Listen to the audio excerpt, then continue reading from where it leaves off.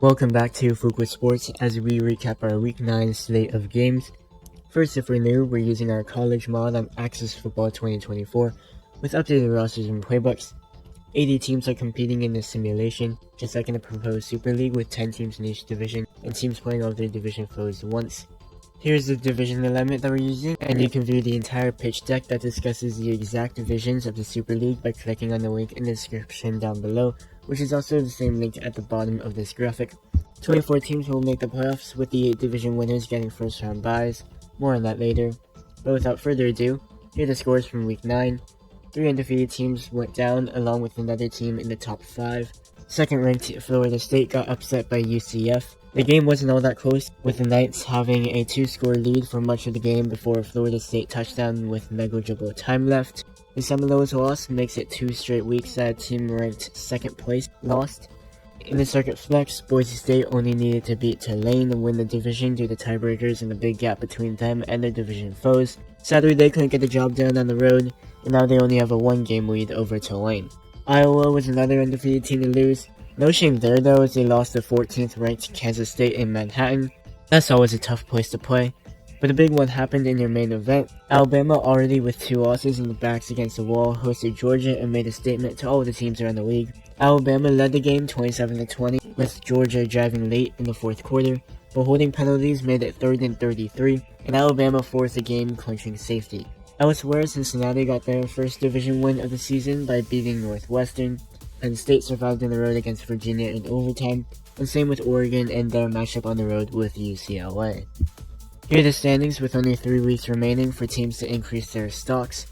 With Cincinnati's win, only 3 teams are left without a division win: BYU, Indiana, and Vanderbilt. No surprises there. Up top, with Boise State, Iowa, and Florida State dropping out, Penn State, Clemson, and first-ranked Oregon are the only 3 teams that remain undefeated.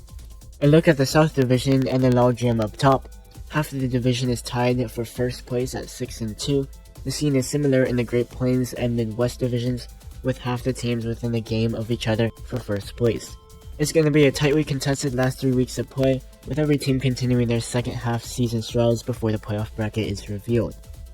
Here are the college football playoff rankings. Not much action this week, especially towards the bottom of the rankings since everyone won. Clemson jumps Penn State after their dominant 44-6 win over Wake Forest, and Penn State needing overtime to beat Virginia. Ohio State and Missouri both move up 3 spots despite being on bye. That's because Florida State, Georgia, and Iowa all drop below them. But looking down the rankings, it was hard for the committee since there were teams in the teens and 20s who had convincing wins but couldn't move up because basically nobody lost. Like Alabama beat 5th-ranked Georgia, but there's a low ceiling on how far they can move up. However, I guarantee you will see tons of action in the college football playoff rankings next week. And it's because this week we have 5 ranked matchups, where in week 9 we only had 2. Here's the schedule for week 10. Every team already had their bye week, so every team will play in the remaining 3 weeks. Nebraska has the most difficult remaining schedule with their last 3 games against Kansas State, Iowa State, and Iowa. All 3 teams at 7-1 and staying in the top 3 of the Great Plains division. It will definitely be a crazy finish, and like I said previously, we have 5 ranked matchups, including 2 top 10 matchups. Your main event this week is 5th-ranked Ohio State hosting 6th-ranked Missouri, and the Buckeyes and Tigers along with the Michigan Wolverines are also all at 7-1 and in the top 3 of the Midwest division. Missouri beat Michigan earlier in the season. We have this game this week, and Ohio State will host Michigan in the game in the regular season finale. The other top 10 matchup this week was the Clemson and Florida State, which would have been your main event this week had the Seminoles not have gotten upset.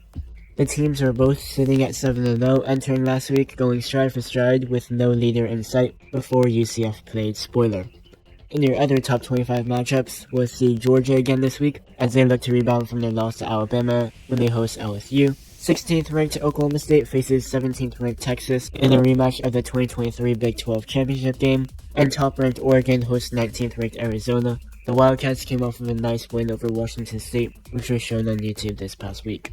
Here's your entire YouTube schedule, and as always, it should be a lot of fun with a monster slate ahead of us. There are tons of influential games between ranked teams. Some things gotta give though, who will separate themselves from the pack, and I will catch you next week to recap week 10 and reveal the new set of college football rankings when all the dust settles.